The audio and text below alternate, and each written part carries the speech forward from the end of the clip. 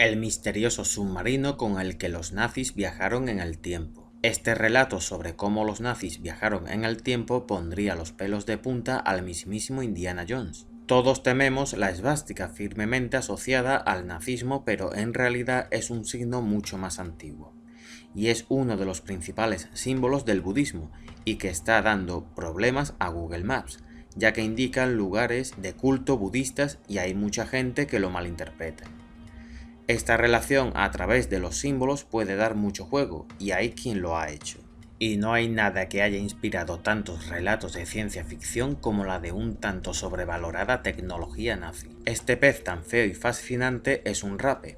Se le conoce como AF-67 y es autor de uno de los descubrimientos más demoledores de los últimos siglos. El rape AF-67 formaba parte del proyecto Halliday de la Universidad de Plainville. Seleccionaron a 77 peces abisales y los equiparon con microcámaras y dispositivos rastreadores para explorar a través de ellos las profundidades marinas. Una vez instaladas las microcámaras y las balizas de seguimiento, AF-67 fue liberado en el Océano Índico, con la esperanza de que decidiese sumergirse en la fosa abisal del Amurrino. Se trata de una fosa con una profundidad de unos 10.500 metros.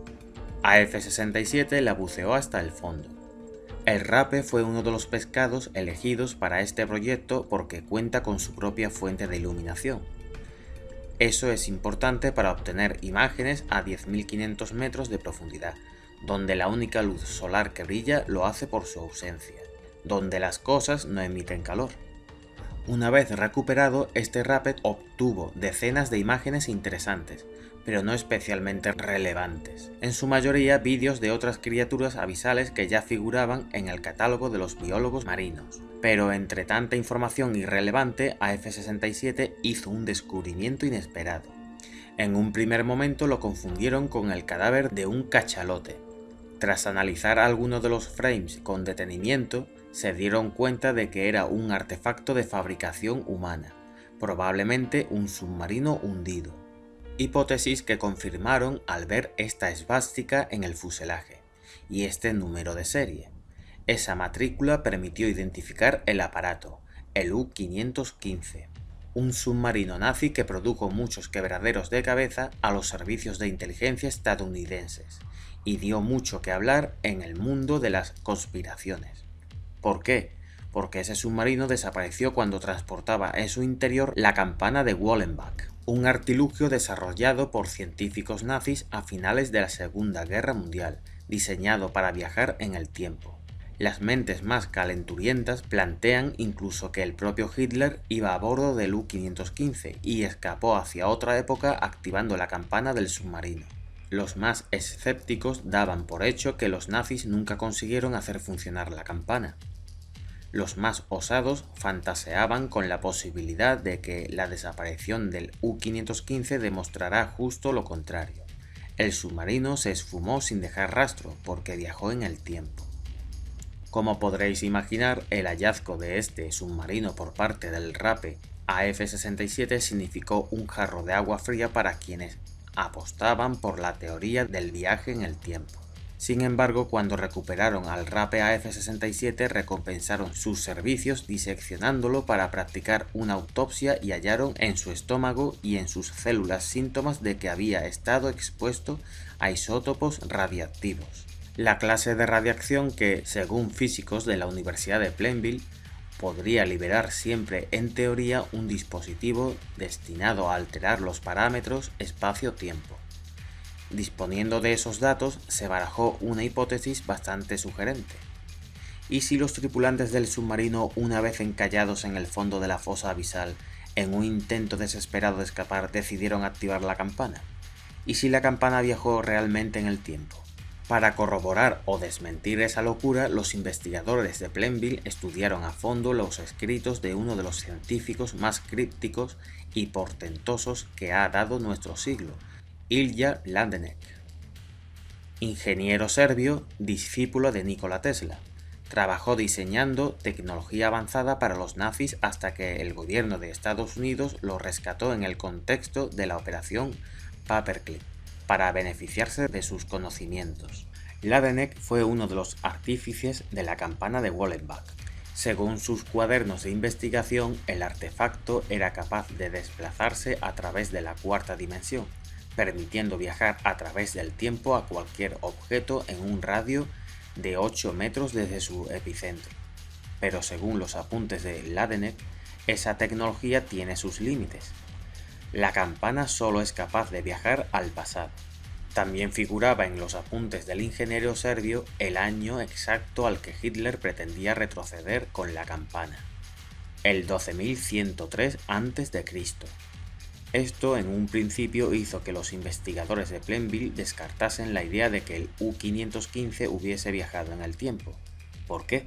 Porque en ese caso el submarino, al hundirse en la fosa abisal, además de transportar la campana, se habría posado encima de ella.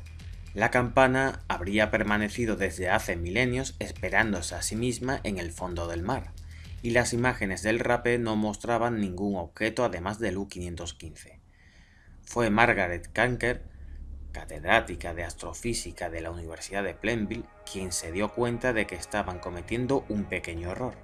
No estaban contando con la rotación de la Tierra. La campana viaja en el tiempo, pero no en el espacio.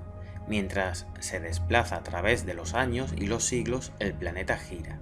En la latitud correspondiente a la fosa Lanurrino, a más de 1000 km por hora, dicha velocidad de rotación ha aumentado en los últimos siglos debido a la superpoblación. Hemos aumentado la masa del planeta de manera significativa y ello implica que ya no giramos tan lentamente como hace algunos milenios. Por si fuera poco, la angulación del eje de rotación de la Tierra también ha cambiado. En otras palabras, un objeto que retrocediese al año 12.103 a.C. no aparecería en el mismo punto geográfico en el que se inició su viaje. Kanker hizo los cálculos teniendo en cuenta los cambios en el eje y velocidad de rotación a lo largo de los últimos 14.021 años y llegó a la conclusión de que la campana, de haber retrocedido hacia la fecha para la que estaba programada, habría llegado aquí, una zona inhóspita del Himalaya, a casi 5.000 metros de altura, dentro de lo que hoy día conocemos como el Tíbet. La Universidad de Plainville envió una expedición express a esa zona del Tíbet. ¿Encontraron allí la campana? Por supuesto que no, pero hallaron restos metálicos que pudieron pertenecer a ella y, aún más importante, isótopos radioactivos idénticos a los del rapé AF-67. ¿Había llegado la campana a su destino? ¿La había encontrado alguien en esas tierras hace más de 14.000 años? Eso explicaría las referencias en las sagradas escrituras sánscritas. Los Vimana. Las menciones de los Vimana en la mitología hindú desconciertan a los científicos a día de hoy. En otros textos religiosos se mencionan carros de fuego, criaturas voladoras, etc. Pero el caso de los Vimanas es distinto. Los antiguos los describían como máquinas. En su día hablamos de la expedición nazi comandada por el Dr. Ernst Schäfer, que viajó al Tíbet en busca de los orígenes de la raza aria y acabó quizá encontrando los restos de un Vimana, o la tecnología que los hacía posibles. Se rumorea que gracias a dichos hallazgos, los científicos del Tercer Reich, entre ellos Ilya Ladeneck, pudieron construir la campana y otros prototipos bélicos que se parecían sospechosamente a platillos volantes. Y es entonces cuando surge la gran pregunta. ¿Se remontan los orígenes de la raza aria en un grupo de alemanes que viajó en el tiempo hacia el Tíbet de hace más de 14.000 años? ¿Dieron lugar a mitos que han sobrevivido hasta nuestros días? ¿Usaron la tecnología de la campana en un pasado remoto para desarrollar esas naves voladoras que acabaron trascendiendo bajo el nombre de Vimana? En ese caso, quienes se hacían llamar arios recurrieron a sabidurías del pasado para viajar a dicho pasado, sembrar el mito de la raza aria y dejar ahí las instrucciones que les ayudarían en el futuro a construir la herramienta necesaria para poder cerrar el círculo. Esa posibilidad plantea dos interrogantes. Una, ¿hundió Hitler a propósito ese submarino en ese punto del Océano Índico? Y dos, ¿Qué ha estado haciendo Estados Unidos con toda esa tecnología desde que se apropió de ella a finales de la Segunda Guerra Mundial? No olvidéis darle like si os ha gustado, compartirlo en vuestras redes sociales y si tenéis algo que decir sobre el vídeo o algún consejo para un futuro documental, comentarlo en el vídeo.